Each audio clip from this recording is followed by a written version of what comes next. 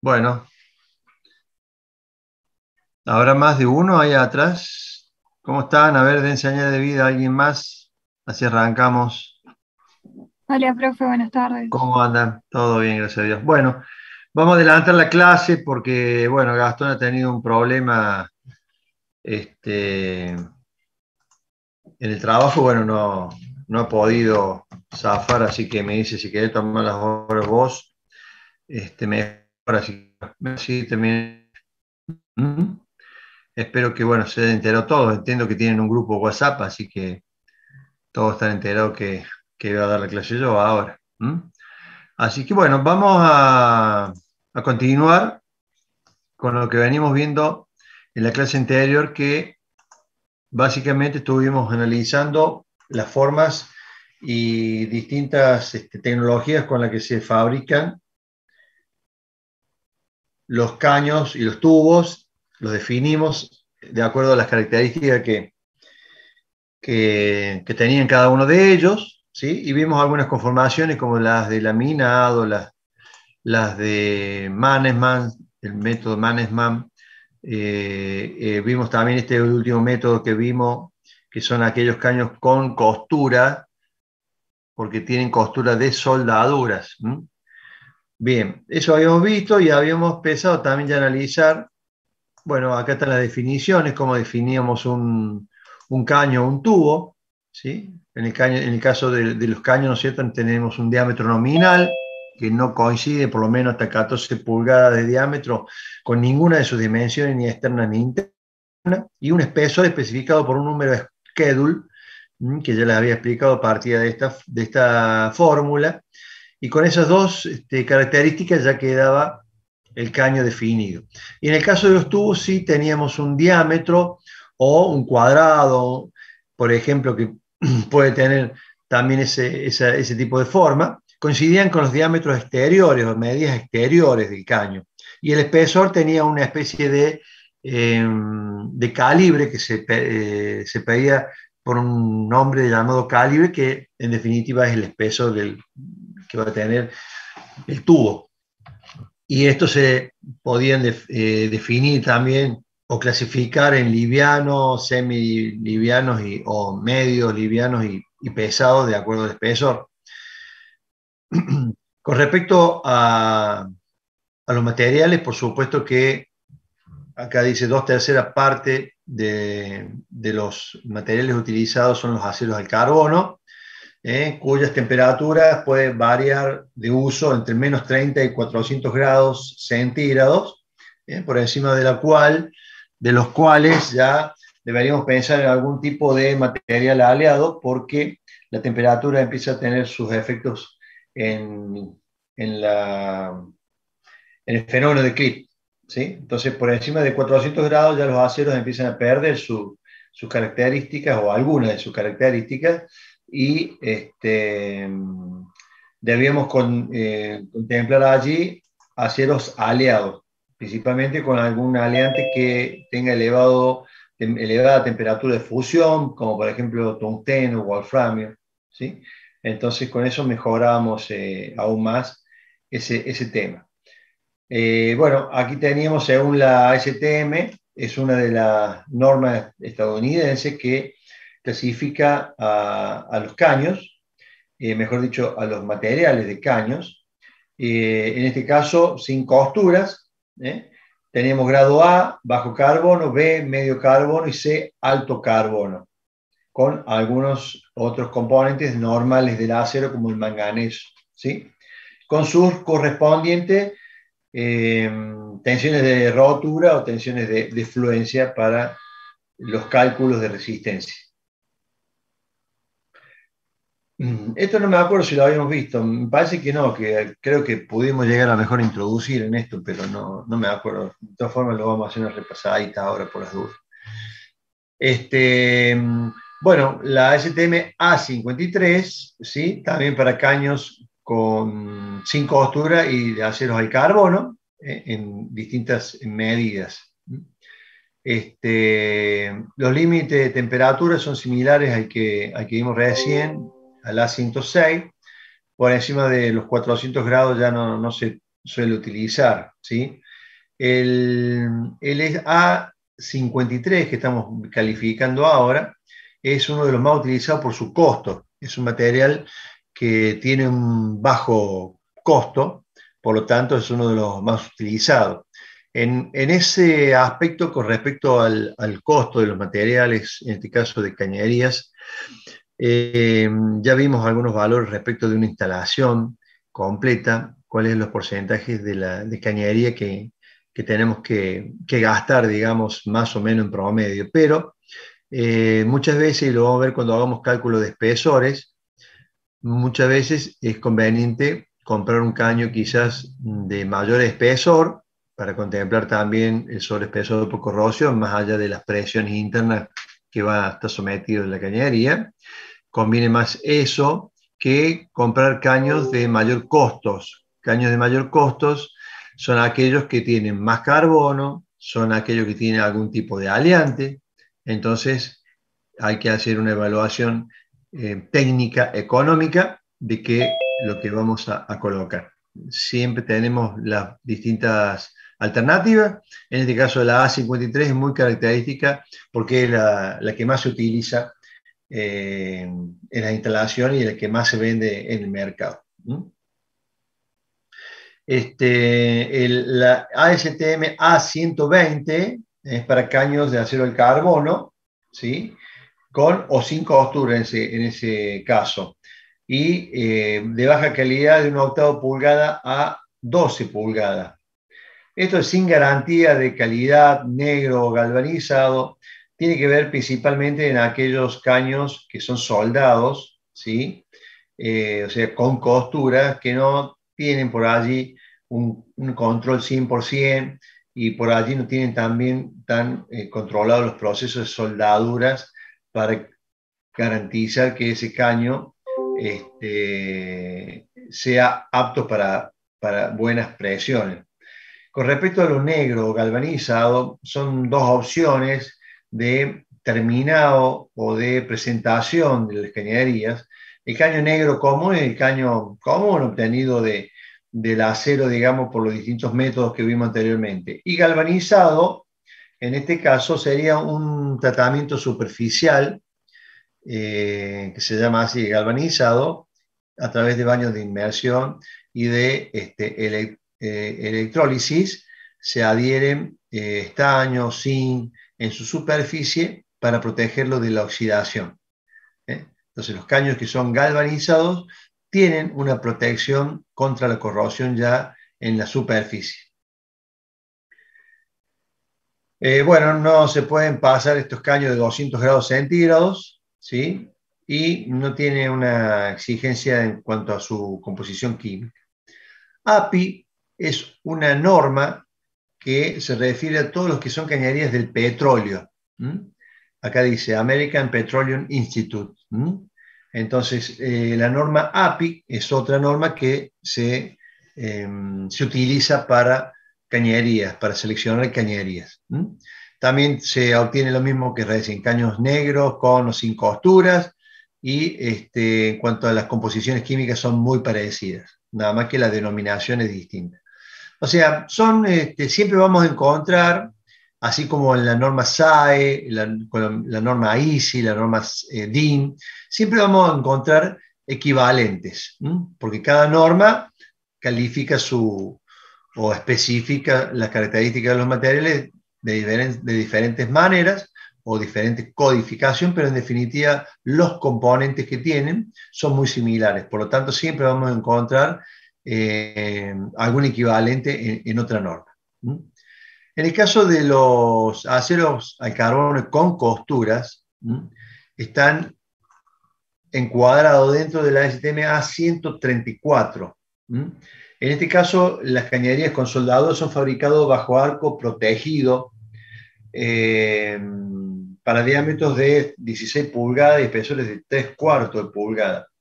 Esta soldadura con arco protegido, creo que algo ya les expliqué. El arco va bajo una capa de una especie de arenilla, digamos, que se coloca a medida que va avanzando el arco no se ve, está por debajo de esa capa de, de arena, llamémosle así, de arenilla, que está compuesta por distintos materiales que aportan a la soldadura. Están compuestos también por elementos que mejoran el cordón, mejoran la fluidez con que se mueve, digamos, esa pileta líquida que se forma en la soldadura. O sea, tiene algunos elementos que mejoran la soldadura. Y se llama protegido porque el arco no se ve y eso le sirve de protección para que también no se oxide la soldadura. Bueno, y así vamos a ir nombrando las distintas características, no hay nada raro. Muchas veces solamente cambia en cuanto a su tamaño. Por ejemplo, fíjense la A155, ¿sí? También es para caños soldados con arco protegido, pero para diámetros de hasta 30 pulgadas. Es decir, va siempre calificando los caños, pero también en función del tamaño. Acá tenemos tubos, la STM A83, tubos sin costura para calderas, de diámetros entre media pulgada a 6 pulgadas. Bueno, y aquí hay otra serie de especificaciones. Esto sería para ustedes una primera opción de acuerdo a la necesidad que tengan de seleccionar caños o tubos. Pueden venir acá. Algunas de estas especificaciones con respecto a tamaño o uso se pueden ya ir seleccionando de acuerdo a norma algunas de estas que hemos estado viendo. Por ejemplo, ve acá tenemos para tubos sin costuras para caldera de alta presión. Entonces, si ustedes tienen que hacer el diseño de una caldera y de alta presión, pueden utilizar este tipo de acero de la norma ASTM. Siempre que estén entre media pulgada y 7 pulgadas de diámetros. Entonces, esta sería una primera opción. Hay muchas tablas. Yo después tengo otra más que después se las voy a poner también, que tiene también un poco que se le da a las cañerías de acuerdo a la norma. Puede ser cañerías, por ejemplo, para instalaciones químicas donde haya fluidos corrosivos, puede ser para instalaciones de petroquímicas, para instalaciones de transporte de gas o de tratamiento de gases. O sea, para cada aplicación hay normalizado, especificado, ciertos tipos de caño o de tubos. Después de los aceros a carbono común, que ustedes saben son de relativamente bajo costo y se usan mucho también porque permite muy buenas soldaduras. Al tener poco carbono, ¿sí? La soldadura se hace de una manera, de una mejor manera y el resultado es muy bueno porque no tiene mucho carbono, por lo tanto, la zona afectada por el calor de la fusión en la soldadura no se transforma en estructuras muy duras y frágiles. Por eso los aceros de bajo contenido de carbono son relativamente buenos para soldar. Cuando ya tenemos aceros ya que son aleados, donde tenemos distintos aleantes e inclusive aceros especiales como el acero inoxidable, ya el tipo de si bien se pueden soldar, pero ya el tipo de soldadura requiere de procedimientos más especiales, también de alguna manera soldaduras más específicas, soldadores también más experimentados, entonces se complica un poco respecto de eso. Pero bueno, es necesario contar con los aceros aleados a inoxidables porque con respecto a los aliados, podemos decir que hay cañerías de presiones importantes donde vamos a necesitar mayor resistencia. Para eso tenemos los aliados, que justamente los elementos aleantes mejoran las características y las propiedades, entre ellas la de la resistencia de los aceros, para ser utilizado bajo presiones, por ejemplo, importantes. Y los inoxidables, que son los aceros especiales, ya los tenemos encuadrados para aquellas instalaciones que estén que estén tratando con fluidos, gases, sólidos que oxidan al acero. De todas formas, hay de baja aleación cuando los elementos que lo componen tienen hasta 5% en su composición. De media aleación, que serían entre 5 y 10% de elementos aleantes, y los de alta aleación, con más de 10% de elementos adicionales o de elementos aleantes. Los de más utilización son los compuestos ferríticos magnéticos con agregado de cromo, molibdeno y a veces también de níquel. Recordemos que los aceros inoxidables básicamente tenían un alto contenido de cromo, aproximadamente 18%, el más común, y 8% de níquel. Pero el carbono era muy bajo, del orden de 0,08% en su composición. Los aceros inoxidables no tenían mucho carbono. No obstante, la resistencia de los aceros inoxidables son muy similares en cuanto a la resistencia a la tracción, por ejemplo, a la de un acero al carbono común. Desde el punto de vista económico, todo lo que sean aceros aliados o aceros especiales tienen un costo, por supuesto, mucho mayor. Por eso hay que evaluar muy bien las condiciones que vamos a tener para poder seleccionar el más adecuado. Y el más adecuado va a ser el que con el menor costo podamos diseñar una instalación que tenga una cierta vida útil y que cumpla con la función para la que va a ser fabricada. En el caso de la vida útil, obviamente va a tener que ver todo lo que son las instalaciones que se pueden corroer. La corrosión es uno de los elementos a tener en cuenta para determinar la vida útil de la cañería. Diría que sería la de mayor peso, la corrosión, la de mayor peso para tener en cuenta y que una cañería tenga cierta vida útil, ¿no es cierto?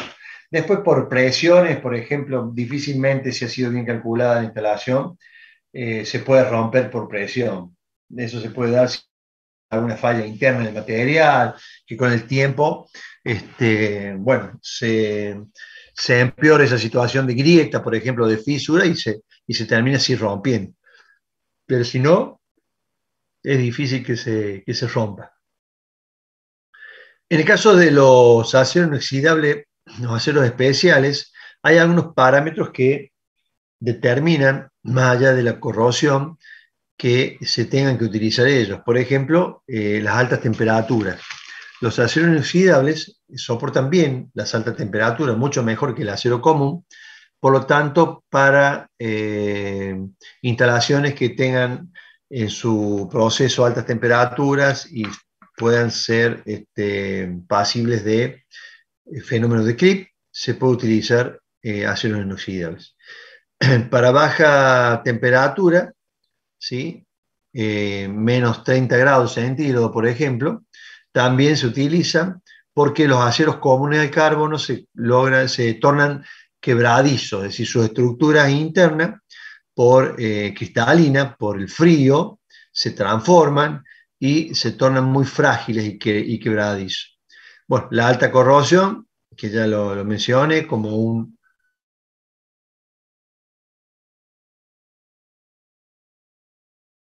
detección de fluidos letales de alta peligrosidad, por ejemplo,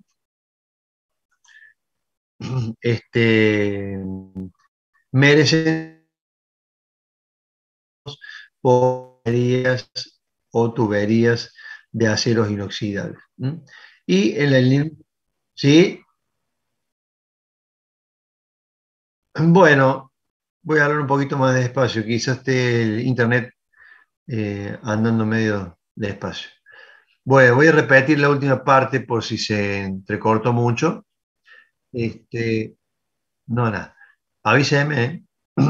Dijimos que en qué caso se justifica la utilización de aceros inoxidables. Bueno, para altas temperaturas, para bajas también, porque en el caso del acero común se torna quebradizo y muy frágil a bajas temperaturas, porque las estructuras cristalinas se modifican, cambian sus estructuras y por lo tanto se torna muy frágil.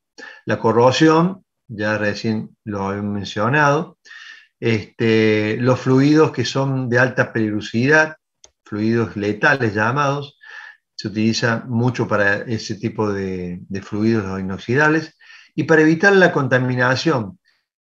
En la industria alimentaria o alimentación y la farmacéutica predominan las instalaciones de aceros inoxidables porque justamente son inoxidables y el óxido puede contaminar los productos, ya sea de alimentación o en la farmacéutica, las distintas drogas, digamos, que pueden estar en contacto con estas paredes, se contaminan muy fácilmente. Por eso en la industria alimentaria se utiliza muchísimo el acero inoxidable para todo. Pero bueno, hay que hacer la relación costo-beneficio, como siempre. Entonces, de allí saldrá el mejor resultado, digamos.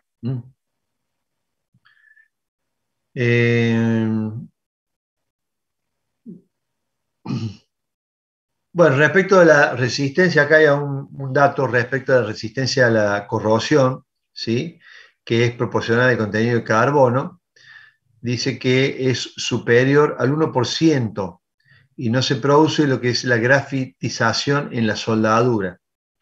La grafitización es cuando el carbono se transforma y se une en grafito puro.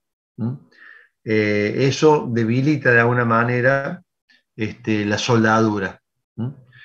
La soldadura tiene que ser compuesta por los elementos que soldamos y el electrodo o el alma del electrodo, que dijimos que tiene que ser de la misma naturaleza para que la mezcla y la unión sea la mejor, o sea, se produzca la más íntima conexión entre todos esos elementos cuando está la pileta líquida fusionada. Las temperaturas de trabajo máximas pueden llegar hasta los 650 grados. Eso para los aceros inoxidables, por supuesto. Con respecto a, bueno, acá menciono de nuevo que se tornan quebradizos y frágiles los aceros comunes. Por eso quizás el níquel es uno de los aleantes que mejora esa condición. Y en el caso del molibdeno, para altas temperaturas, también mejora la condición del CRIP. Molibdeno. ¿Se acuerdan cuando vimos CRIP que dentro de los parámetros que podíamos tocar para mejorar eran los aleantes? Bien, entre esos aleantes tenemos níquel, o el caso molibdeno, también puede ser tungsteno, que tiene alto punto de fusión, para mejorar la resistencia a la fluencia.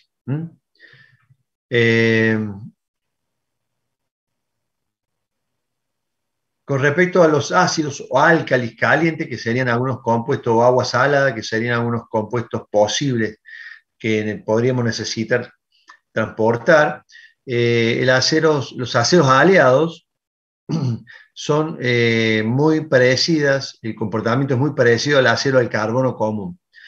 Cuando hablo de aceros aleados, hablo de aceros con algún aleante como puede ser molibdeno, manganeso, níquel. No hablo de aceros especiales, que es el caso de los aceros inoxidables. Lo que tiene mayor porcentaje de cromo, por supuesto, resiste mucho mejor lo que sean hidrocarburos calientes o las impurezas sulfurosas. Sería tener en cuenta para algunos casos que circulen ese tipo de fluidos. Bien, acá tenemos otra clasificación de la norma ASTM, en este caso la A335 para altas temperaturas y la A333 para baja temperatura. Acá abre un poquito la composición, ¿sí? Y tenemos distintas calidades que se encuentran con cromos o sin cromo, con níquel o sin níquel. y algunos límites de temperatura a los que se utiliza.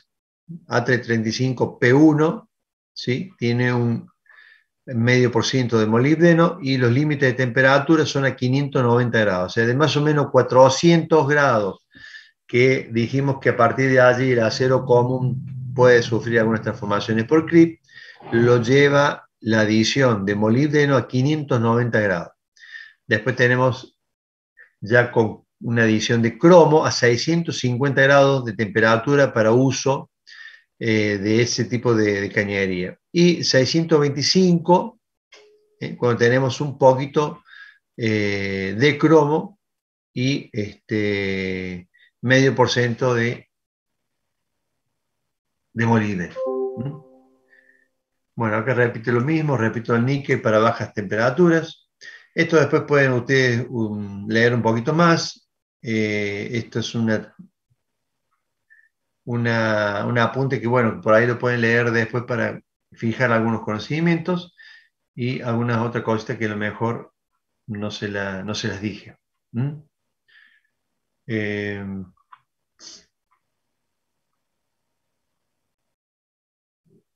Bueno, con respecto a los compuestos orgánicos, por ejemplo, estos aceros por ejemplo, de altos contenidos de cromo y de níquel, por ejemplo, cromo 9 a 12% de níquel y 16 a 26 de cromo, son los inoxidables,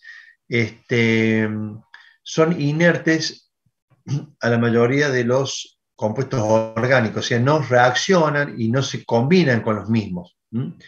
Pero, por ejemplo, sí pueden sufrir corrosión alveolar, que se llama, cuando están en contacto con agua de mar, por ejemplo, o compuestos. Entonces, por ejemplo, para la industria alimentaria se utiliza mucho esto, porque no va a transferir nada ni va a contaminar los compuestos orgánicos que pueden circular por los mismos. Pero bueno, por ejemplo, hay que tener cuidado, por ejemplo, en la parte de limpieza y mantenimiento de estas instalaciones, de no utilizar, por ejemplo, limpiadores con cloro, porque estos limpiadores pueden llevarlo a la corrosión a estos aceros. O sea, deben utilizarse otros tipos de limpiadores para no atacar la superficie con elementos con cloro. La soldadura, acá se hace mención de la soldadura, que es más costosa y complicada que los aceros comunes. Dentro de ese costo y de esa complicación, por ejemplo, la soldadura debe estar protegida por un gas inerte, puede ser argón, ¿sí? Se utiliza algunas veces la MIG, que se utiliza el alambre como aporte y el gas inerte como protección, y en otros casos se utiliza no un electrodo de aporte, sino un electrodo de tungsteno, que son las TIG, que tiene un electrodo de tungsteno, que lo que hace el electrodo es que salte el arco entre el electrodo y el material a soldar, y nosotros podemos soldar material con material, por presión vamos uniendo el material con material, o podemos hacer el aporte de un tercer elemento de la misma característica del material a soldar, puede ser un alambre. Entonces, el electrodo de tungsteno lo que hace es que salte el arco, que se produzca la alta temperatura entre los materiales a soldar y podemos, si se necesita, aportar un alambre, digamos, de la misma naturaleza del material que estamos soldando, como tercer material de aporte en la soldadura. Bueno, los más usados dentro de los aceros inoxidables que comercialmente ustedes van a escuchar o van a consultar son los AISI. La norma AISI los califica a los aceros inoxidables y la mayoría comercialmente lo mencionan así, con la norma AISI 304, por ejemplo. AISI 316 sería el de abajo, ahí falta el 3. AISI 316, y ahí está la composición de cromo, níquel y otros compuestos que puedan también tener como aleante. y las tensiones de rotura y de fluencia con tratamientos térmicos. O sea, a algunos de estos materiales se le puede hacer algún tratamiento térmico. Normalmente no es común hacerle un tratamiento térmico a los aceros inoxidables, a no ser que cumplan alguna función que los pueda desgastar prematuramente. Pero en el caso de una cañería o algún recipiente donde vaya a evolucionar algo que nosotros estamos transformando, no hay por qué aumentar esa dureza. Simplemente se calcula sin tratamientos térmicos. Bueno, en el caso de los inoxidables podemos llegar hasta menos 273 grados, hasta 800 en servicio continuo. Y en algunos casos, que no sea continuo, pero que haya picos de temperatura de hasta 1100 grados, se puede utilizar también. Bueno, el agregado de titanio puede estabilizar algunos ácidos inoxidables y evita algunas precipitaciones de carbono cuando llegan ante temperatura de 450 a 850. Sobre todo cuando hay un ambiente corrosivo, así que lo ataque, ¿no es cierto? Entonces se le agregan algunos alientes para contrarrestar esto.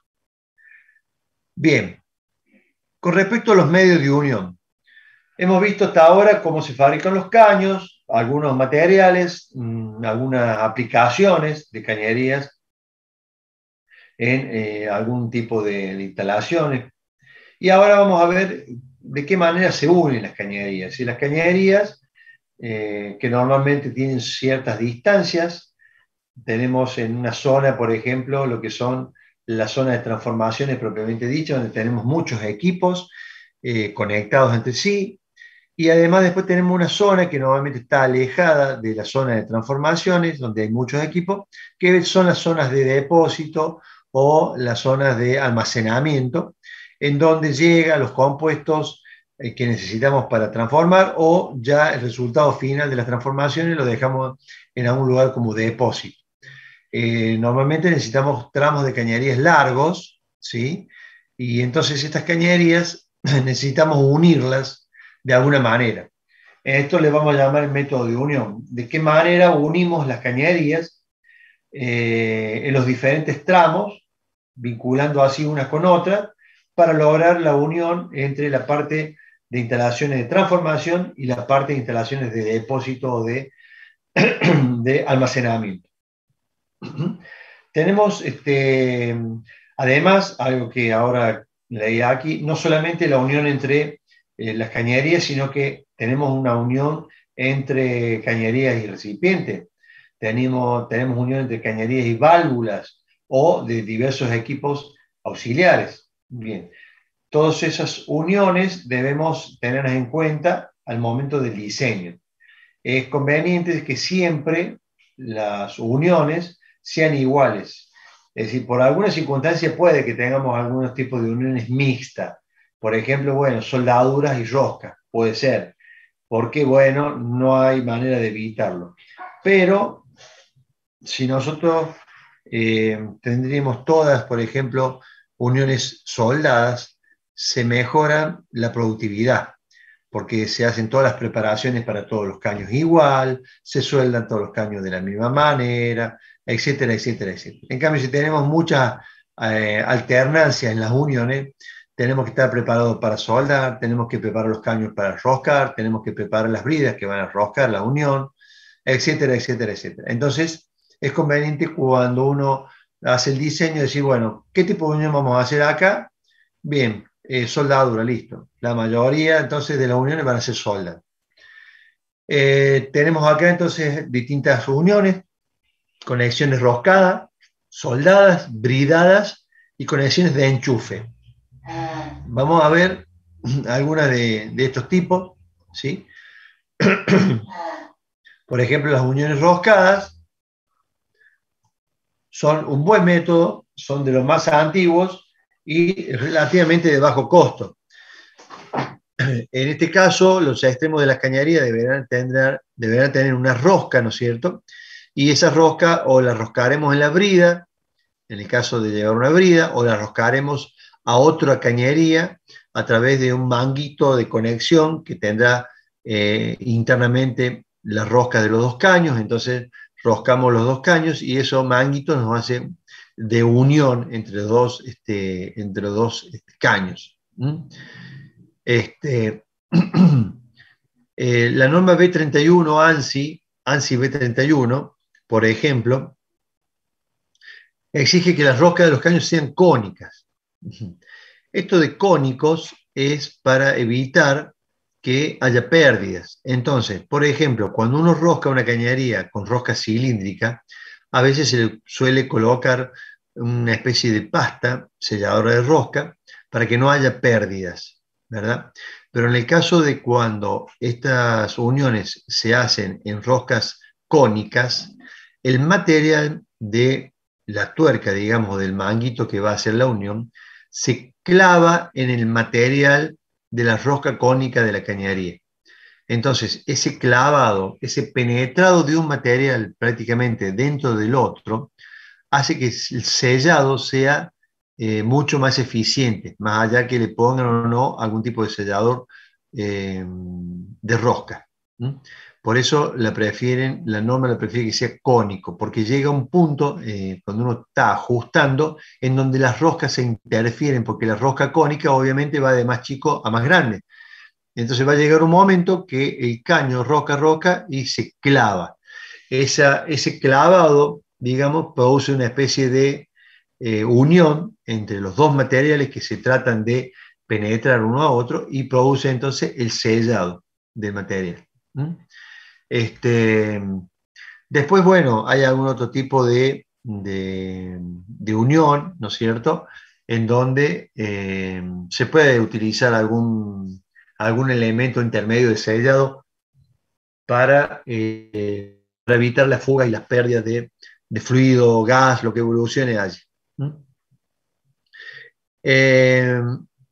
Bien, normalmente en el caso de los no ferrosos, por ejemplo, o de los inoxidables, se utilizan normalmente espesores finos, por lo tanto, no es conveniente en espesores muy finos hacer roscas. Ustedes saben que la rosca es una especie de triángulo, ¿no es cierto?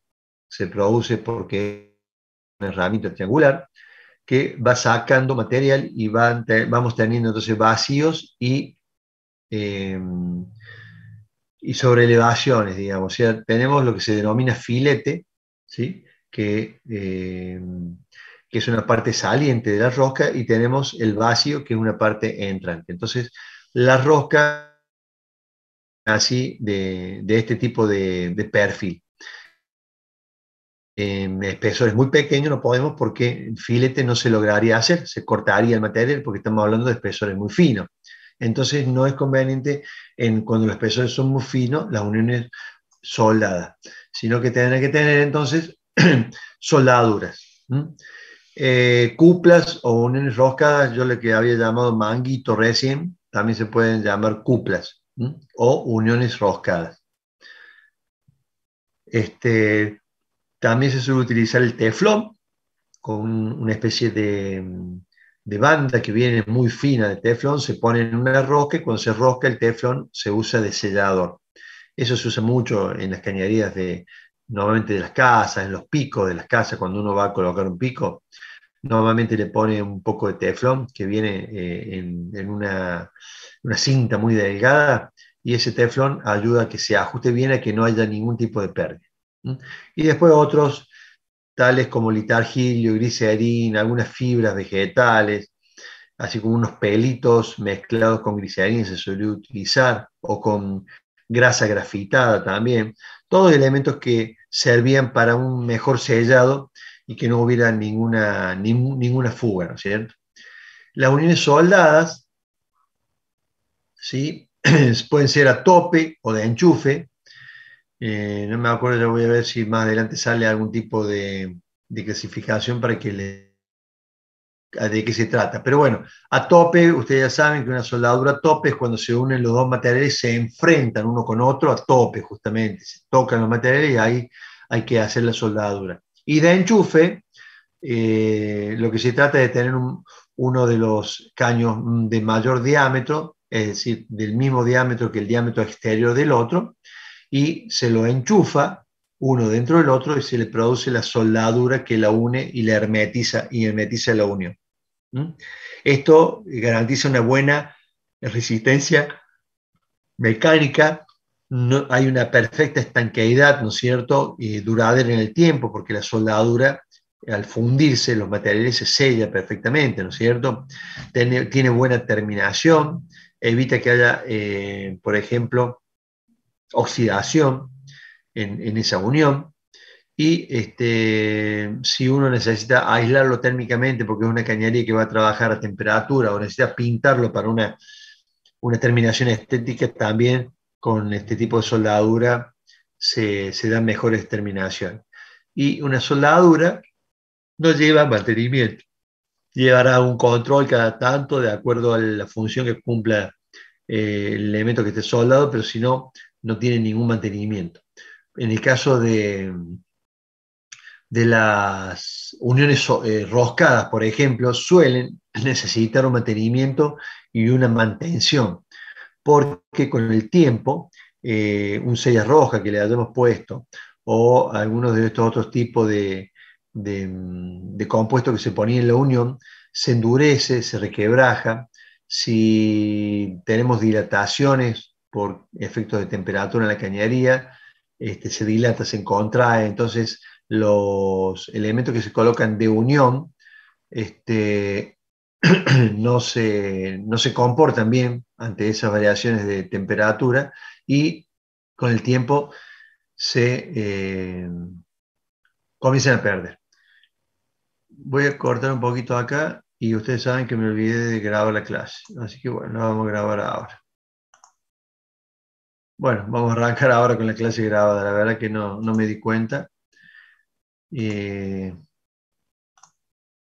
No voy a repasar lo que vimos hasta ahora, pero bueno, para algunos que no haya venido a la clase lo puede ver. Entonces estamos hablando de los tipos de uniones que tienen las cañerías entre sí, entre cañerías y equipos, entre cañerías y válvulas, entre cañerías híbridas. En este caso estábamos repasando lo que es soldaduras a tope, soldaduras de enchufe y las ventajas que tienen este tipo de soldadura. Y dentro de las desventajas, por ejemplo, dificultad en desmontaje de la cañería. Es decir, si necesitamos desmontar una cañería que está soldada, evidentemente vamos a tener que producir un corte de la cañería. Eso implica costo, es mucho más mano de obra, etcétera, etcétera, etcétera, ¿no? Y después vuelta a soldar.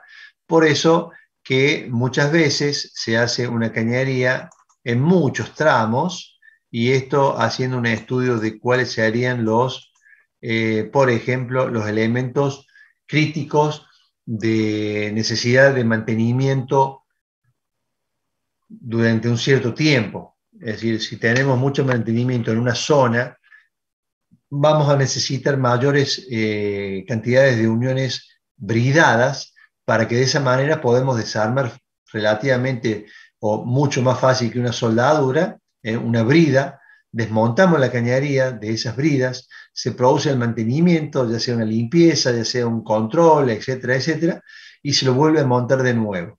Entonces eso es mucho más fácil que cortar un caño que está soldado o cortar la soldadura, etcétera, etcétera. Dentro de entonces las desventajas de las uniones soldadas serían eso. Cuando hay alguna necesidad de desmontaje, tenemos que cortar. Entonces, en esos casos, la mejor opción es la de brida, porque permite un desmontaje más fácil, más rápido. Entonces, el mantenimiento o la parada necesaria para ese mantenimiento es de mucho menor tiempo. Acá lo que les explicaba recién de la soldadura a tope, ¿eh? La soldadura a tope es cuando tenemos enfrentadas los dos caños, en este caso, enfrentamos dos caños que se los enfrenta y se produce la soldadura y la fusión de los extremos que vamos a unir debido a la temperatura dada por el arco. Depende de los espesores de pared que tengamos, podemos necesitar hacer lo que se denomina un bisel o un chaflán. Ustedes verán, por ejemplo, ahí tenemos una segunda figura en la parte superior a la derecha que tiene un ángulo alfa. y una distancia E, que sería un valor de espesor que se encuentra normalizado. Para ciertos espesores necesitamos hacer ese tipo de preparación de la soldadura porque no vamos a lograr una fusión en todo el espesor T cuando el espesor es muy grande. Entonces se deja un espesor mínimo como el valor E, se comienza a soldar lo que se va a llamar raíz de la soldadura y después se van haciendo soldaduras alternadas hacia un lado y hacia otro, llenando los vacíos de ese ángulo alfa que tienen los materiales a unir. Y cuando ya son mayores esos valores, biseles, por ejemplo, entre 3,16 de pulgada y 3/4 de pulgada de espesor, llevan otro tipo de bisel donde tenemos un ángulo y un radio, por ejemplo, combina un ángulo y un radio. Tenemos estos valores de ángulos, de espesor, de altura y de radio que se encuentra normalizado para realizar una buena soldadura en cañerías o recipientes de espesores importantes.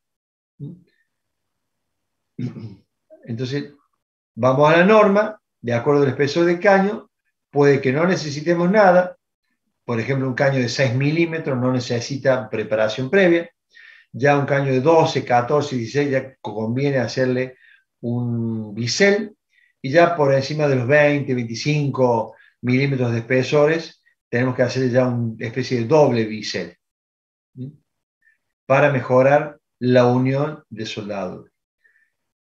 Con respecto a soldadura a tope, estábamos hablando. En el caso de soldaduras a enchufe, caso de soldadura a enchufe, como vemos aquí, tenemos un caño que tiene un diámetro interior un poquito más grande que el caño que voy a enchufar en ese interior. Entonces, se enchufa el caño y se produce una soldadura, ¿no es cierto?, en el extremo del caño que está conteniendo al otro y sobre la superficie del que está en el interior del otro caño.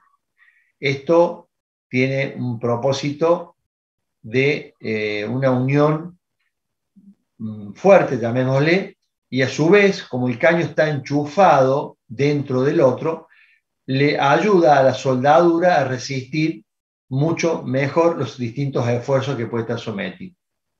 Ese trozo de caño que está dentro del otro ayuda a resistir a la soldadura los esfuerzos a que está sometido.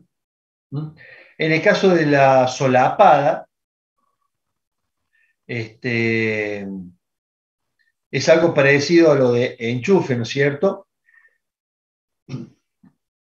Pero se utiliza mucho más que soldadura de caños, se utiliza mucho más en soldaduras de chapas, de recipientes, por ejemplo, donde en vez de unir a tope los extremos de un recipiente, los unimos a solape, que se llama, que es colocar el espesor de una chapa por encima de otra.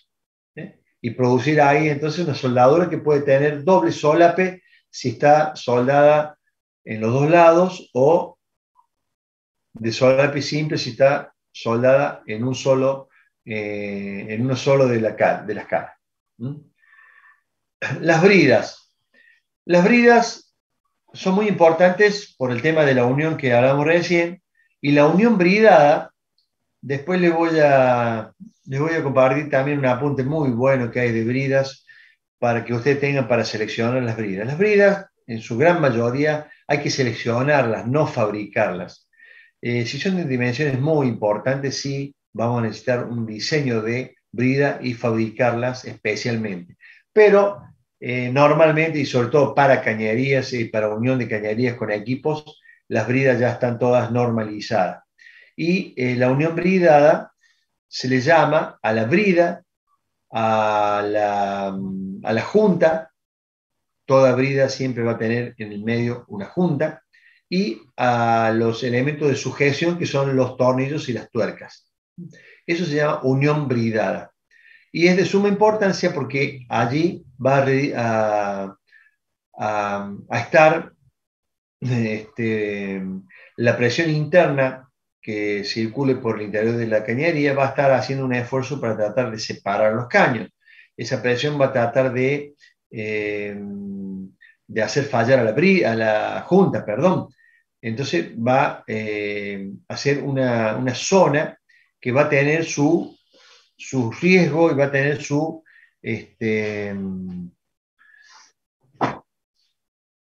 eh, su situación, digamos, de extremo cuidado. Estas bridas, de acuerdo a cómo vayan a ser su unión con el caño, también van a ser bridas con cabezas roscadas, van a ser bridas a topes, van a ser bridas con cuello para soldar, van a ser de enchufe, van a ser ciegas cuando necesitamos terminar una cañería, se suele utilizar bridas ciegas, que son las que dan terminación a una cañería y que queda con posibilidad de que extender. Bueno, no sé si acá están, pero ya después les voy a poner, si no ya voy a repasar el apunte ese que estoy diciendo. No lo tengo ahora abierto, pero vamos a ver cuáles son las distintas bridas para que ustedes se den una idea. Por otro lado, la brida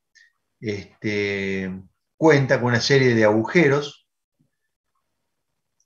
Vamos a buscar el apunte para que no hablemos en el aire y ustedes los puedan entender. Tiene una serie de agujeros que se utilizan para colocar los tornillos. Dijimos recién que las bridas van a estar en un lugar muy crítico porque las presiones, las deformaciones en la cañería tienden a abrir esas uniones. Entonces, lo que vamos a tratar nosotros de que esa unión no se abra. Para eso se utilizan los tornillos. Y mientras mayor presión tengamos, mayor deberá ser la cantidad de tornillos que necesitamos poner para que nuestra cañería no se abra, para que nuestra junta no falle, etcétera, etcétera, etcétera.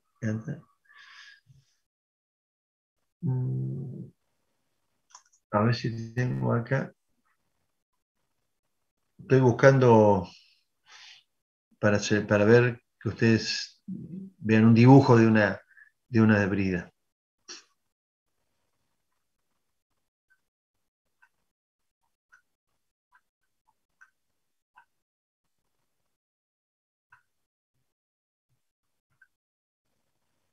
Bueno, espera un segundito porque no estoy encontrando el apunte que quería mostrarles.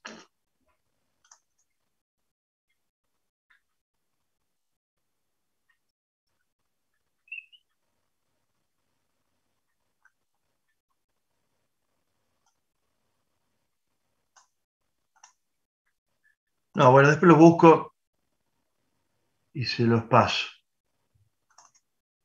A ver.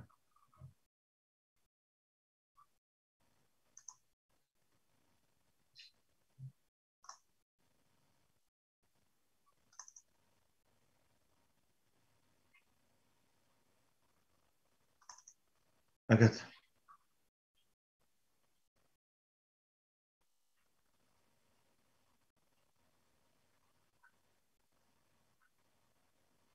Les decía que es de suma importancia la unión bridada porque hay algunos estudios, digamos, donde se han valorizado, se han dado, digamos, le han dado un valor a los problemas derivados, por ejemplo, de pérdidas de uniones bridadas, ¿sí? Por ejemplo, gases o fluidos contaminantes, ¿cierto? Entonces, imagínense ustedes el peligro que puede ser eso. Acá, por ejemplo, fíjense, las fugas de válvulas, dice, son frecuentemente la causa principal y representan aproximadamente el 50% de las emisiones fugitivas de las industrias químicas. ¿Mm? Están lo que se denominan costos visibles y los costos invisibles, ¿sí? Entonces, fíjense los costos invisibles y acá han hecho una especie de pirámide para hacer una comparativa, ¿no es cierto? Fíjense la superficie que ocupan los costos invisibles, que consta de trabajo de reparación de fugas, material para reparar la energía desperdiciada, ineficiencia de la planta, limpieza medioambiental que debería hacerse si hay alguna pérdida de fluidos contaminantes, por ejemplo, multas medioambientales, eh, ventas perdidas por mala imagen de la empresa, demanda por daños personales. Por ejemplo, eso sería una serie de costos invisibles que son muy grandes. Y los costos visibles son, por ejemplo, el material perdido, podría ser la junta de la brida, etcétera, etcétera, etcétera. Entonces, la unión brida tiene cierta importancia en la selección. Esta sería una gráfica de una unión bridada donde tenemos las dos bridas y tenemos la compresión producida por el ajuste de los tornillos sobre la junta, que va a estar sometida, fíjense, a una presión del fluido que tiende a sacar la junta y hay un empuje axial de la presión que tiende a abrir la junta, que le introduce esfuerzos a las cañerías y a la unión bridada. Esta sería dos bridas que se unen, por supuesto, la junta al medio y el tornillos, tuerca y arandela que hacen el ajuste para que esta junta cumpla su misión de evitar las pérdidas y de que la cañería no se abra, digamos. ¿Sí? Quería ver si tengo alguna otra foto, algún otro diagrama. Bueno, hay diversidad de juntas y de formas de bridas. Estas son algunas alternativas. En algunos casos tiene el encastre una de las bridas y la otra brida sella sobre la misma. ¿Sí? Bueno, son variantes. Acá hay una brida de forma, no una brida plana, sino que una brida circular. Es otra manera. Le llaman anillo. Quizás ustedes por allí pueden haber escuchado lo que se denomina O-ring, que también son selladores así de bandas o anillos circulares o de sección cilíndrica. ¿Mm? Con respecto, bueno, a los tornillos de la andela, también se lo debe seleccionar según una tensión, porque van a estar tensionados y traccionados cuando se ajuste la brida. Por lo tanto, los tornillos de estos también tienen una cierta tensión o resistencia a la tracción. Por ejemplo, fíjense, la categoría o clasificación de los tornillos puede ser de 4.6, 6.8, 8.8, 19. Bueno, se puede usar en la industria generalmente de 8.8 a 12.9, que tienen, digamos, mayores resistencia a la tracción. ¿Ve? Fíjense, de 8.8 tiene 830, ¿sí? Megapascales, y el 10.9 tiene 1040 y el 12.9 1220. Entonces, se utilizan desde 8,8 a 12,9 de acuerdo al esfuerzo que vaya a tener que hacer el tornillo en retener la brida. Bien, hay una serie de especificaciones de tuerca, tornillo en este apunte. No tenemos otras vistas de bridas aquí. Pensaba que tenía otro tipo de... Bueno, esta es una forma, digamos, de ajuste y desajuste que tienen que tener las bridas. Esto simula ser una brida de 8 tornillos, por ejemplo, 12 tornillos, 16 tornillos. Esta cantidad de tornillos va a tener que ver con el tamaño de la brida, con la presión interna que existe en la cañería, porque a mayor presión necesitamos mayor cantidad de tornillos que resistan el esfuerzo que tiende a separar la cañería. Acá lo que se especifica, lo que se llama patrón de apriete cruzado, patrón de apriete cruzado, por ejemplo, nunca se debe ir ajustando los tornillos unos al lado de otros, así, de derecha a izquierda o de izquierda a derecha, como ustedes quieran. Siempre el ajuste tiene que ser alternado. Fíjense, acá lo está poniendo con números. Primero el 1, después el 2, después 3, 4, 5, 6, 7, 8. Eso se denomina patrón, de apriete cruzado, ¿sí? Lo mismo cuando uno tiene que aflojar una brida de una cañería que ha estado en funcionamiento y por alguna situación hay que desarmarla, tampoco hay que desarmarla de un tornillo al lado del otro, sino que hay que, de la misma forma que lo ajustamos, desajustarlo. O por lo menos, si no empezamos por el 1, empezamos por el 8, pero lo hagamos de manera alternada, 8, 7, 5, 6. Porque ¿qué ocurre? Cuando la cañería ha estado ya en funcionamiento, ha tomado una nueva forma. Ustedes acuérdense que las cañerías son elásticas y una vez que entran en su régimen de trabajo, vuelven a tomar, o no vuelven, sino que pueden tomar otra forma que la original, por más que haya soportes de sujeción, de bridas de ajuste, etcétera, etcétera. La cañería toma una nueva forma.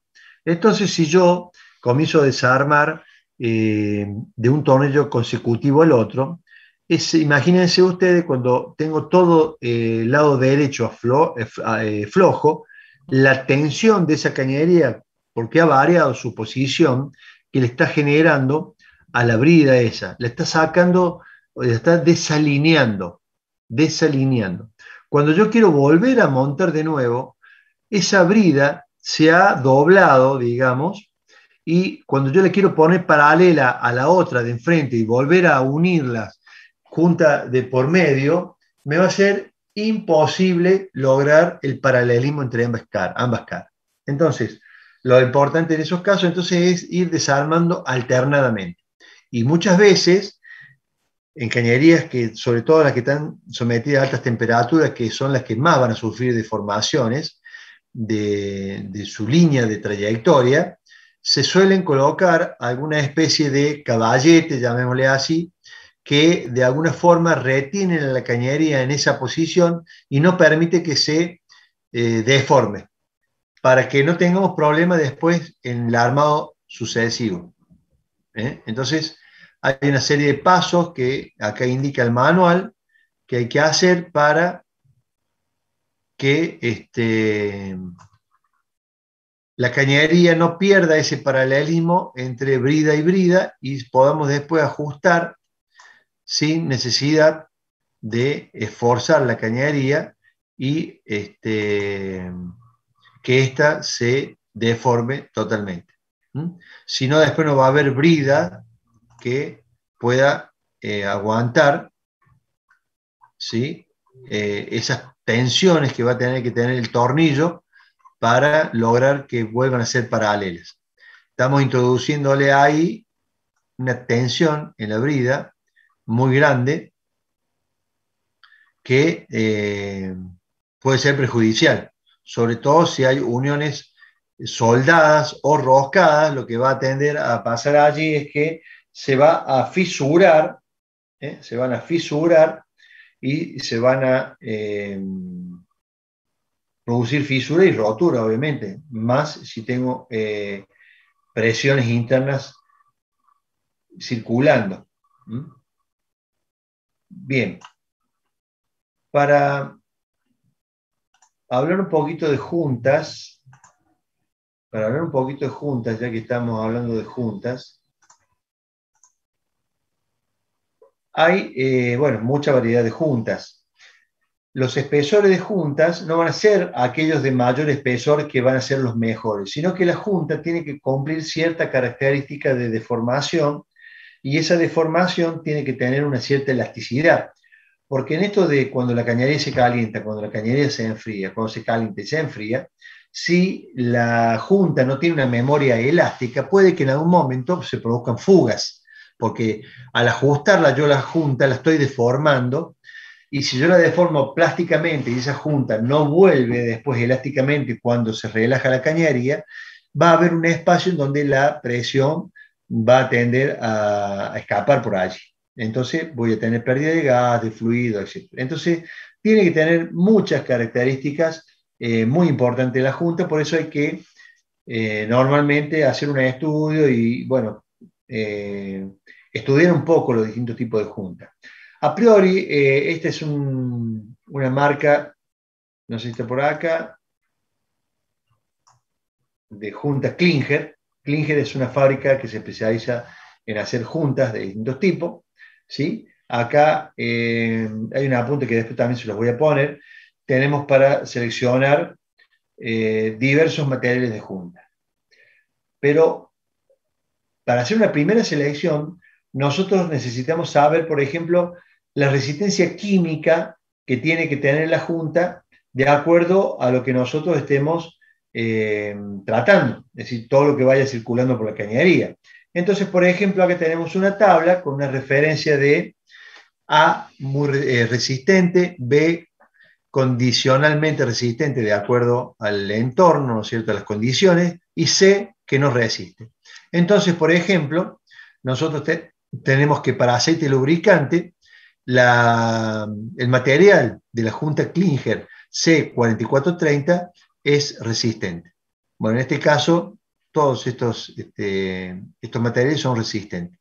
Pero, por ejemplo, si el aceite hidráulico, tipo éster fórico, esa es una calidad de aceite muy especial, fíjense ustedes, hay una serie de materiales, de juntas que no lo aceptan, o condicionalmente se puede utilizar.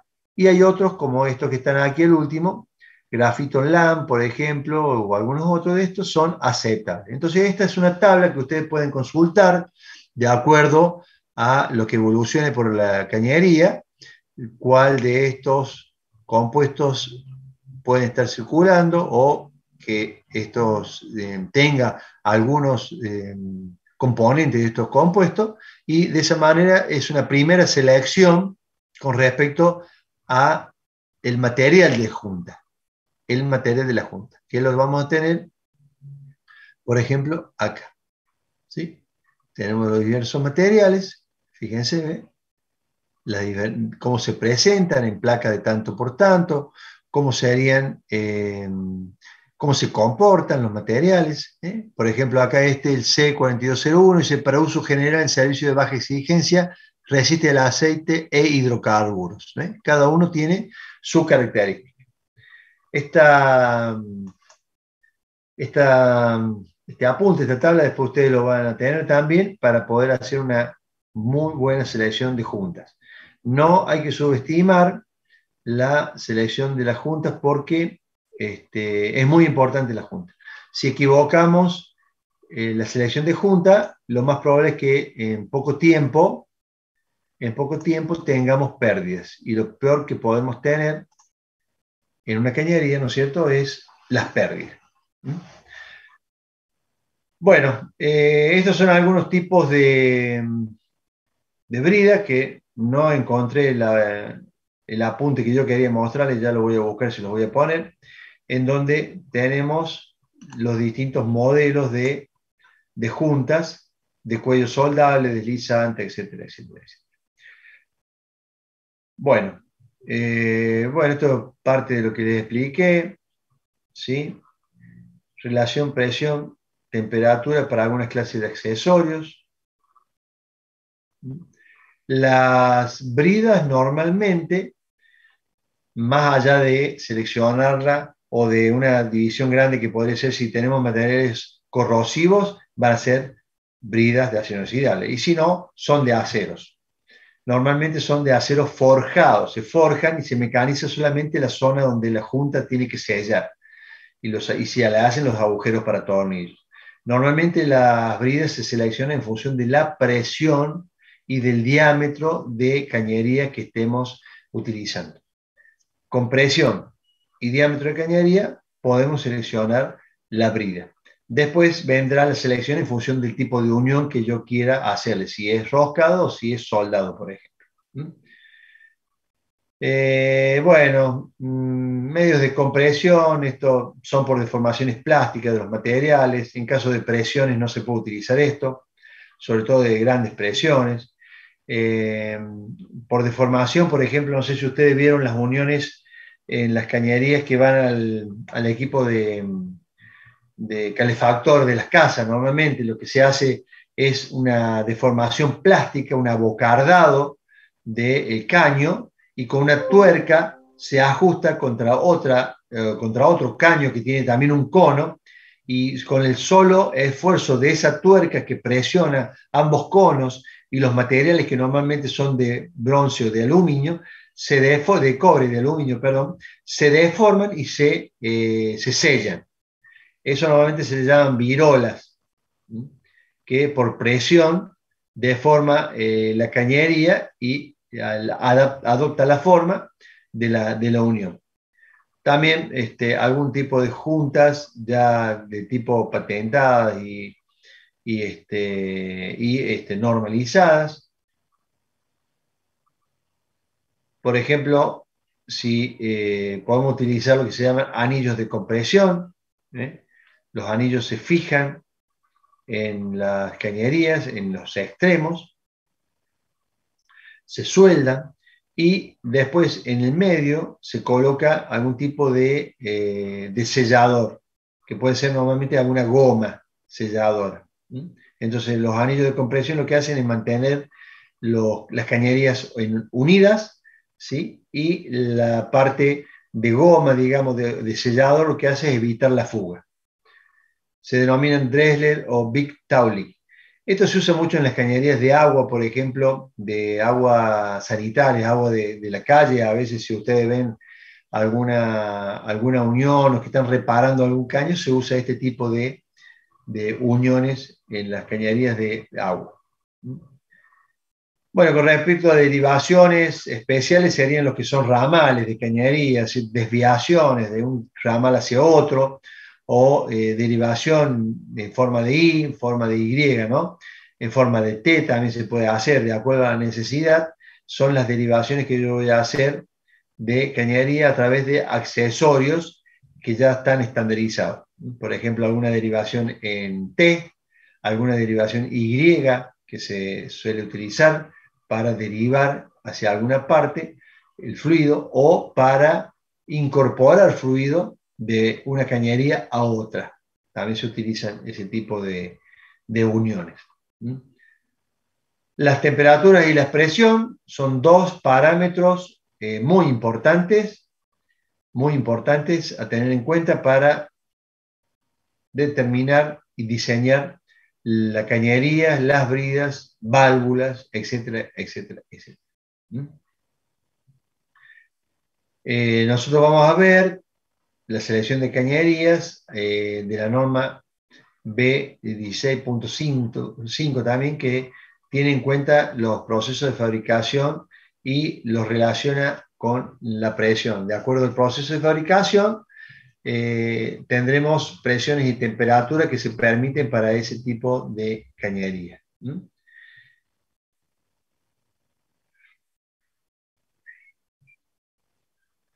Bueno, algo más con respecto a las temperaturas. Bueno, con respecto al diseño hidráulico de la cañería, apunta directamente a lo que es el cálculo de espesor de la cañería que va a soportar las presiones que van a circular por las mismas. El diámetro normalmente nosotros los tenemos siempre como un dato del problema, porque vamos a determinar un cierto caudal que nosotros vamos a necesitar de circulación de fluido. Entonces, si sabemos qué caudal va a circular, estamos ya sabiendo de qué diámetro estamos hablando. Por lo tanto, el diámetro normalmente va a ser un dato del problema que nosotros vamos a tener de arranque para calcular la cañería. La temperatura también, y las presiones también van a ser datos. Nosotros vamos a tener un cierto problema que resolver, y esos datos normalmente son digamos, de la necesidad de lo que necesitamos hacer.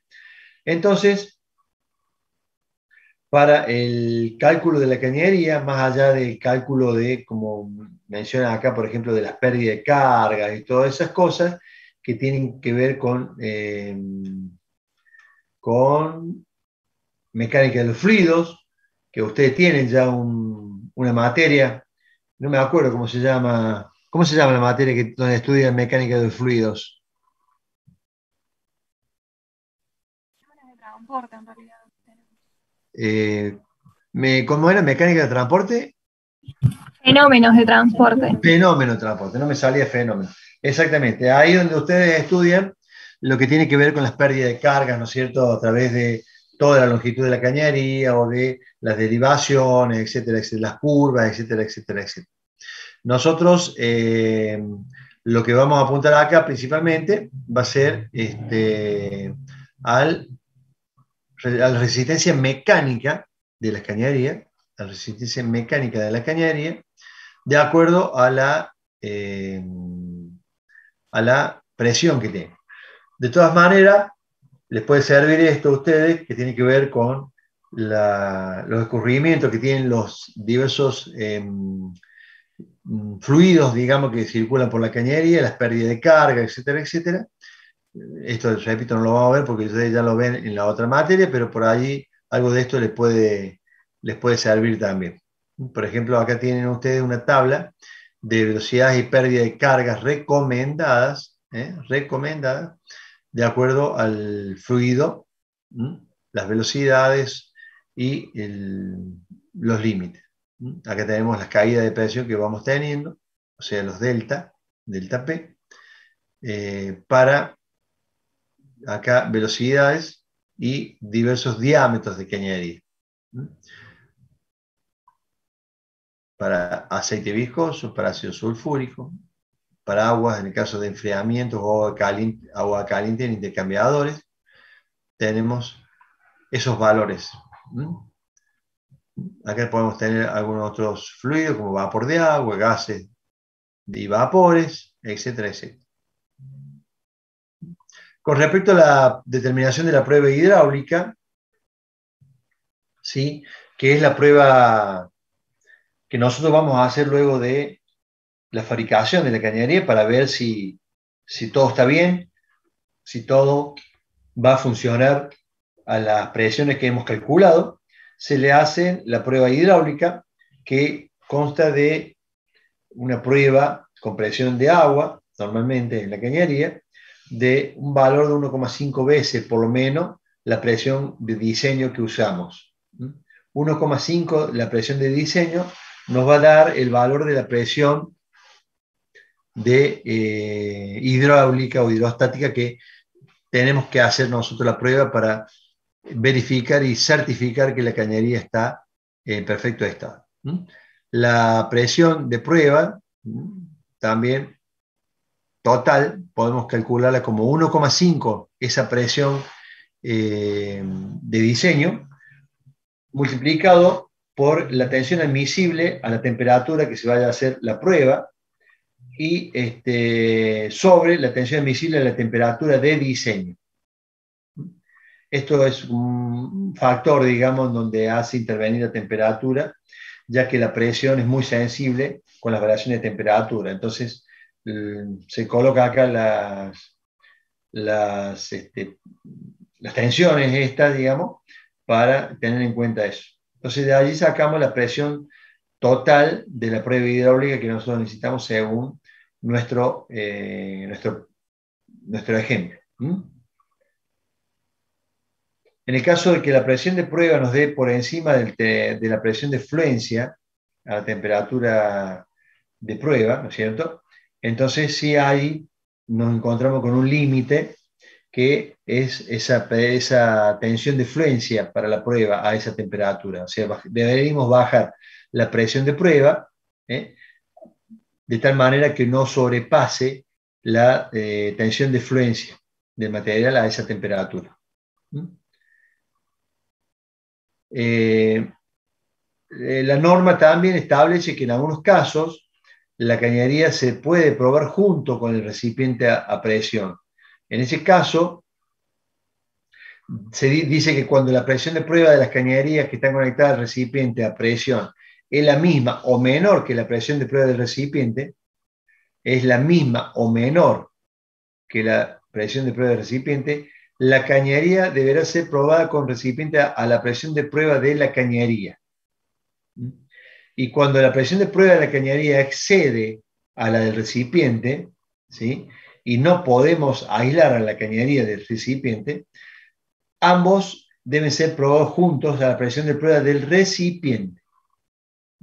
Son algunas, digamos, normativas de la norma ANSI para hacer, en este caso, la prueba hidráulica.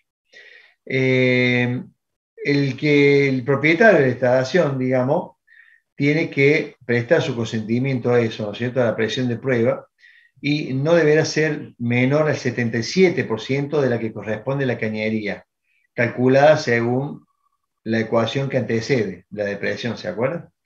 Esto para que estén en todo conforme. Bien. Bueno, acá un poco más de la norma ASME, ahí sí. Con respecto al cálculo de espesor de pared, ¿sí?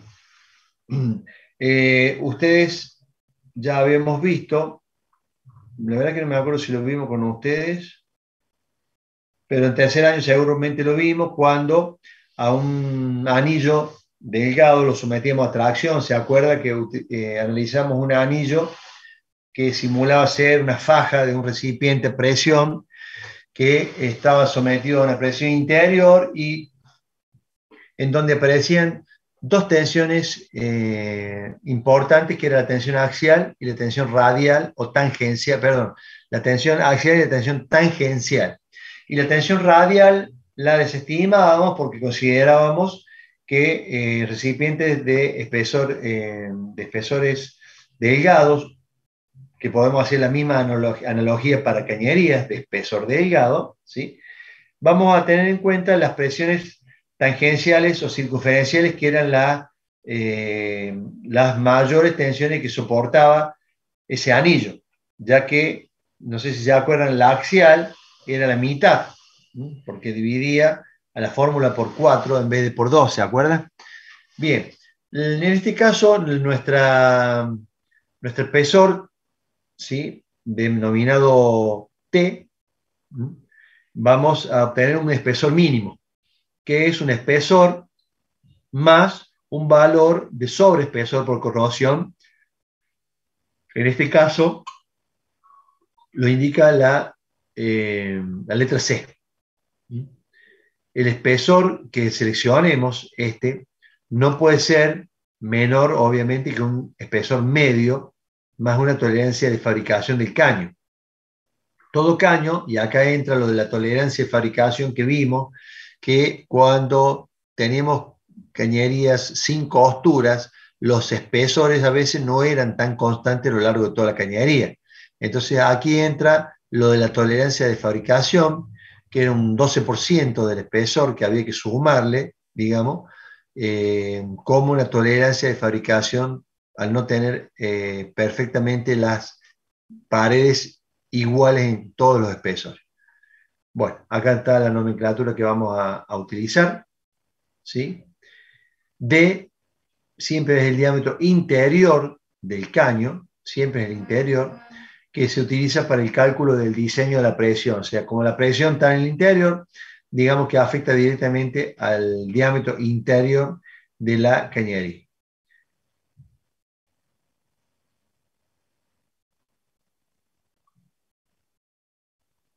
Bien, después tenemos valores de tensión del material, espesores de pared del caño y algunos coeficientes, como en el caso I, un coeficiente que tiene que ver con la temperatura. Entonces acá tenemos una tabla con las distintas temperaturas y los materiales, aceros ferríticos, austeníticos y algunos otros aceros dúctiles. Cast iron o iron es fundiciones. Bueno, acá tenemos el cálculo de la presión interna según la norma ANSI B31.1 para distintos valores de T o espesores. Cuando ese valor de T es menor o igual que D sobre 6, o pone un tope también cuando la presión sobre la tensión del misile y por E es menor o igual que 0,385, el cálculo del espesor es como lo indica acá esta fórmula. En este caso, en función del diámetro externo, en donde toma en cuenta acá algunos factores en el denominador. Entonces, antes se acuerdan ustedes que el espesor de un recipiente era igual a la presión por el diámetro sobre 2 veces la tensión admisible del material, ¿sí? En este caso se ha agregado a lo que es la tensión admisible un coeficiente que es la presión por I, que tiene en cuenta, en este caso el valor I, la temperatura. Tenemos que venir acá y ver qué valor de I tenemos que colocar, y P es la presión interna del recipiente, o en este caso de la cañería. En algunos casos usamos un factor de calidad E, ¿sí? Y en este caso también el valor de tensión del material, que ya vamos a ver en las tablas cuáles son esos valores. Pero podemos simplificar un poco esto y no tener tantas tablas que mirar si nosotros a este valor lo cambiamos por la tensión admisible del material. Esta sería la tensión admisible del material, y el valor P por I es un factor, digamos, donde hace intervenir la temperatura. Si consideramos el diámetro interno de la cañería, nuestra fórmula original se va a transformar en esto. C era las tolerancias mecánicas, porque podría haber en algunos casos que tenemos roscas, se utilizan algunos otros tipos de tolerancias, pero bueno, esto lo vamos a ver en otra tabla, que no sé si está acá, pero ya si no se las voy a buscar. Pero bueno, tenemos dos formas de utilizar el cálculo del espesor de la cañería respecto de la presión interna. Y también la ecuación básica, que se acuerdan se llamaba de la membrana, o circunferencial de la membrana, era P por D sobre 2 veces la tensión admisible. De última podemos hacer una aproximación rápida a esto, después podemos hacer algún cálculo más fino con estas otras dos fórmulas. Mucha incidencia el valor de I según la temperatura. Si tomamos, por ejemplo, para aceros comunes, va de 0,4 a 0,7, tampoco es tanta la variación que nos va a introducir ese valor. Por lo tanto, si a priori podemos hacer este valor, nos estaría dando más o menos un indicio del espesor. Bueno, en el caso de paredes gruesas, que ya creo que hablé algo de esto, como en este caso de paredes gruesas, el espesor de la pared sí es importante, no se desprecia, vamos a tener sí una tensión radial que hay que tenerla en cuenta. Para estos casos, que son para grandes presiones, los espesores grandes son, o paredes gruesas son para grandes presiones, se utiliza, por ejemplo, la fórmula de Lamé y otra serie de fórmulas de otros también que estudiaron el tema, que tienen en cuenta la variación de la presión y de la tensión dentro del espesor de la pared misma. Entonces, aquí, al tener en cuenta las tensiones en toda la pared y la variación que esa tensión tiene en toda la pared, entran en juego también, por ejemplo, la fatiga que puede sufrir el material. Para ello, se utilizan diversas fórmulas como esta del AME y otras que tienen en cuenta, por ejemplo, la máxima tensión elástica, la máxima tensión de corte que tiene el material, la máxima tensión de deformación plástica que tenga el material. O sea, se toman distintas hipótesis, ¿no es cierto?, y distintos valores máximos para solucionar el problema del espesor en paredes gruesas. Bueno, con respecto a paredes externas, después lo vamos a ver. cuando veamos recipientes de pared externa, ¿sí? Ahí interviene la norma ASME, vamos a ver los cálculos de espesores para cañerías con presiones externas. Con presiones externas, por ejemplo, podemos tener cañerías que normalmente no son la de transferencias o la de transporte, sino que son, por ejemplo, sí, de transferencias de calor. Supongamos que tengamos en un intercambiador de calor, podemos tener presiones de vapor que comprimen en la cañería, por la cual circula el agua que se está calentando con el vapor que tiene ese intercambiador. Por ejemplo, sería un caso de presiones externas sobre una cañería. Y cañerías que están sometidas a vacío. Ese sería otro ejemplo de cañerías con presiones externas. Bueno, no sé si hay alguna pregunta al respecto. Vamos a dejar ahora la clase. Vamos a terminar hoy. Por hoy, demasiado. Ya me duele la garganta. Le voy a tomar lista de acuerdo a lo que veo ahí. Si no les veo el nombre,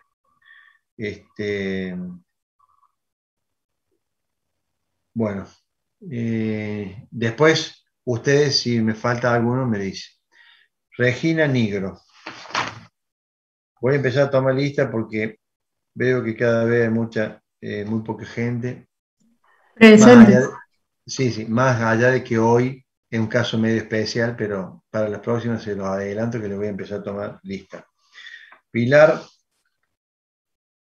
Aguirre, ¿cómo está? Como Aguirre María Pilar. Sí, profe. Bien. Valfredo Jere. Estoy con Del Prato, profe. Profe, estamos los dos juntos, nosotros tomando la clase del Bueno, Prato Cintia. Del Prato y Valfredo. ¿Dónde está Del Prato? Del Prato. Bien. Carpio. Florencia, bien. Tarquino Andrea. Presente. Rainero Valentina. Presente, profe. ¿Cómo estás, Rainero? Que no te tengo acá, Rainero Valentina. Ah, es que se me superponían los horarios, entonces tuve que llenar el formulario, así que te dan Bien. Rainero, Andrea, no, Valentina. La agrego acá. Heredia Manzano. Bien, está como Heredia Manzano. Belén Presente. Arisi, Belén. Presente. Jerónimo Borri. Presente. Iván Domínguez.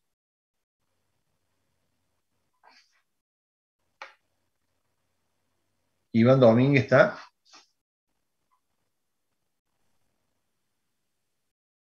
Bien, muchas gracias. Muchas gracias. Gavarini Julio. Presente. Gavarini Julio, presente. Sade Juan. Presente. Sade Juan Pablo. Tosolini Díaz. Presente. ¿Cómo está como Díaz? Y Díaz Tosolini. Bien.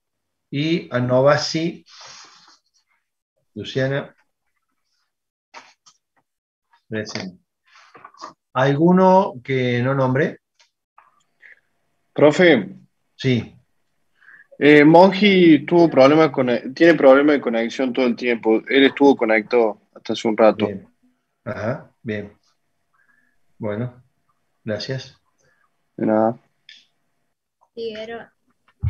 Sí, le escucho.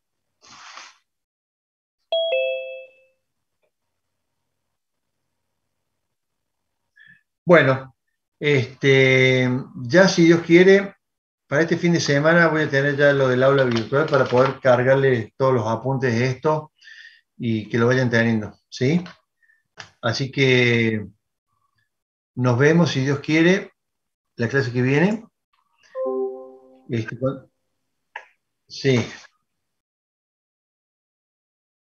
Hoy día no, hoy día no, hoy día no. ¿Lo va a subir al aula virtual o por autogestión? No, al aula virtual. Le voy a subir el aula virtual, por eso estoy armándola y no terminé todavía. Ya todo lo que hemos dado hasta ahora le voy a poner ahí. Gastón también va a empezar a poner sus cosas ahí. Y así ustedes pueden ir repasando. Y aparte le puedo poner un montón de otros apuntes que no los vamos a ver, pero que al momento por ahí de consulta a ustedes les va a ser de utilidad. ¿Mm? Ah, bueno, gracias, profe. Así que bueno, perfecto. Bueno, chicos, nos vemos y sí, le escucho.